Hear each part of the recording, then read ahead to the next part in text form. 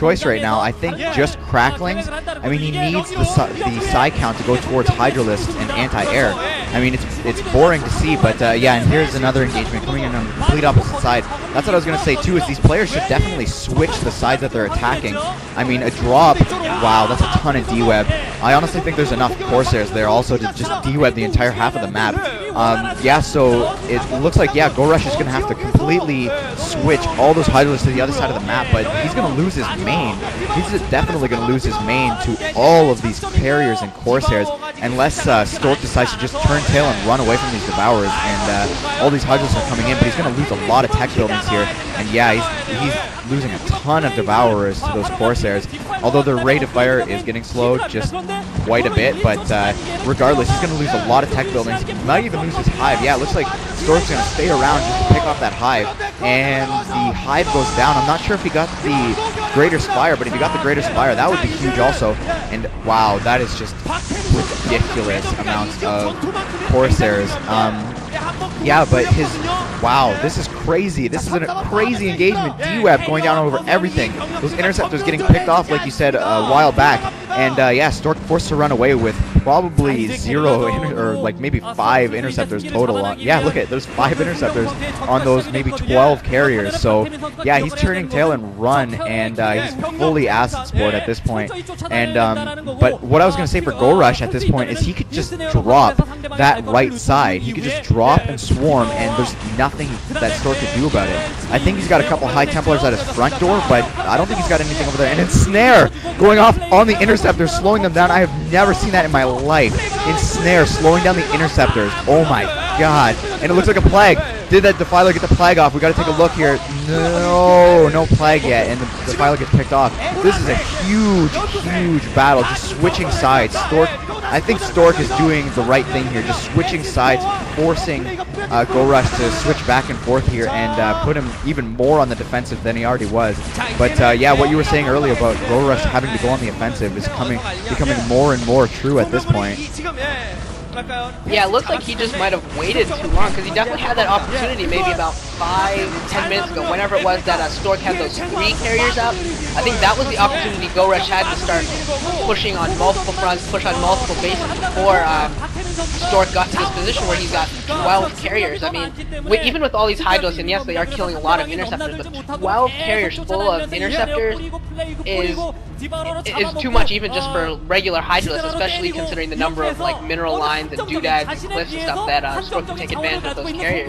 And it looks like, okay, so yeah, it looks like Gorush did manage to rebuild the Greater Spire, or at least a Spire, because I saw some Mutalisks out, and I see no purpose to Mutalisks unless he's going to convert them to Devourers at this point. But yeah, at this point, yeah, Gorush is forced to get into this aerial game, and when you get into an aerial war, I think the advantage virtually every time is going to go to Protoss. You're going to need some great plague, some great ensnare by Gorush for him to even have an opportunity to win this fight. Yeah, for sure. But I think if there are great plagues and great ensnares and this and that, and great acid spores, in the end, it's going to go to the Zerg, but the Zerg definitely has to work harder for it. I mean, the Protoss can just A-move, and no matter what the Zerg A-moves back at him, it's just going to go completely in the Protoss' favor. And some more engagement coming in here. I mean, I can't commentate enough on the engagements that are happening here. Just a ton of Devourers coming out here. And I think the end game right now, he needs to switch to Devourers and Plague. We haven't seen enough Plague since, I don't even know, maybe 20 minutes ago when the first couple Plagues went on. But yeah, there's a Defiler now. I mean, the Observer keeps pointing out that there's a Defiler in the area, but it just keeps dying. And yeah, look how purple those Corsairs are. I mean, that looks like a gay parade march right there, but or gay rights march. But anyways, yeah, just Stork just keeps picking off these buildings, and like I was saying before about him having to expand, he has the minerals. The Observer showed us that there are minerals in the area, and wow, epic storms going off. Wow, just tons, and morphing an Archon. I think that's the first Archon we've seen all match, which is surprising in PvG. But yeah, Stork's just taking the advantage. He's taken over another base. He's slowly just blitzkrieging his way, I guess, into these different bases. And there you go, there was the other plague. There it is. Holy crap. That got everything. Oh, like there's like maybe 6 courses that did not get plague there. So yeah, take over. Tell me what's going on here. Well, what we're seeing is it's just a huge number of Devours against all of these Plague Corsairs and Carriers, and now the Scourge are coming in. They've actually, wow, they actually managed to pick off a couple of Corsairs despite the cloud. And I think the reason that Gorush hasn't been throwing down as many Plagues is I think everything has already been plagued multiple times, just not died. The Observer's been clicking around, and almost every single Carrier that they've clicked on and every single Corsair has already been, like, in the red.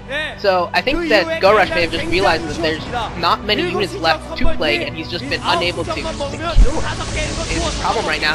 He needs to get those Hydralisks and those Devours focus fired on those carriers, and that is a ton of Devours. That looks like 3-4 control groups worth of Devours, and if 3 or 4 control groups with the Devours against plagued carriers, they can probably pop off carriers, 1 control group on a carrier at a time, pretty quickly, I would think. So Stork's gonna have to be very careful here against all of this, against that many Devours. But it looks like Stork is just gonna throw down cannons everywhere, gonna take this expansion, and I think he's just gonna go for this slow crawl. Like, this is like the Protoss aerial version of the Terran tank push. That's what it feels like we're seeing here. And I wonder how Gorush is going to be able to combat it, because what he's been doing so far, he's got everything plagued, he's been trying swarms, and it's only been working to marginal, maybe somewhat effectively, and now he's switching over to this complete Devour force, and I think this is really his last chance right now. If during the next engagement, he's going to actually have to kill some carriers, actually get some kills, and not just regular plagues in order to get himself back into this game, because even though he does have more base and probably has more hatchery production capabilities, he's not killing anything, and if you're not killing anything, you're going to eventually fall behind, especially in the end game when Stork's just going to sit here with tons of minerals, tons of gas, and doesn't even know what to spend it on, and eventually Gorush is going to come to this position where he's just going to be mined out eventually. Yeah, for sure. Like, I think that's going to take quite a while, but at the same time, I mean, he's just going to fall behind, and wow, that's a lot of queens. That's a shocking amount of queens, actually. I'm not sure what he's going to do with that. There's not enough ground units to broodling, so I have no idea. But yeah, this is just ridiculous play here. Just too many Devourers, and here it comes. This is going to be huge. Those carriers having to run back to the cannons, and I think that's... Wow, that is a ridiculous... And Queen's coming in here, going to ensnare. Wow, ensnare going off on those Corsairs, slowing them down even more. Excuse me, in their rate of fire, so... But somehow, Stork chases Gorush off here. I think he's looking to pick off that hatchery too.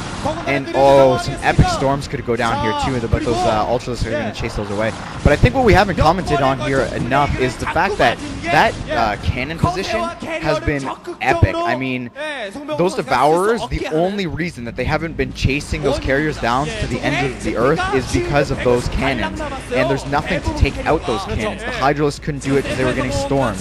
The Ultralisks can't reach it, and there's nothing air to ground. There's no Mutalisks, there's no Guardians, which obviously would be useless at this point, but I mean, that's the position that Stork has set up for himself. And but at the same time, I think he's put himself in a little bit of a more vulnerable position on that base than he needs to be, because he could have that Nexus behind those minerals and even more protected from anything that Gorush could throw at him. I mean, we could see even just a swarm go down with a whole bunch of Ultralisks attacking that Nexus. So, but I don't know, we could see anything. I mean, the only units we haven't seen so far are Dark Archons and Arbiters, and I think Guardians at this point. Oh, and Infest and Terrans, but yeah, I hope we don't see that in this matchup. But yeah, so I have no idea. I mean, they could tack to anything, and Stork is just slowly pushing his way. I mean, Gorush needs to use these Devourers. I think he just needs to take some cannon fire. A lot of those Corsairs have gone down, so Stork is going to need to refill his supply count, but Gorush just needs to push. He needs to take these carriers down, and he's got the forces to do it. He's just not doing it. Yeah, I definitely think Gorush throughout this whole game has been too timid. I mean, at the beginning of the game, I would have said I was saying that Stork was being too timid, but now we're seeing that Gorush is just seems like he's almost frozen in this defensive posture where he's just saying, "Okay, Stork, wherever you go, you can choose where we fight, and then I will react and bring in my Devourers." And I just don't think that's the way to do it, because every time there's an engagement, Stork is just trying to get these Devourers to engage and then running back to the cannons, making the Devourers take some more damage, and it's just this back and forth where he does this over and over again. And Stork is coming back in again, and he does manage to kill some more queens, kill some more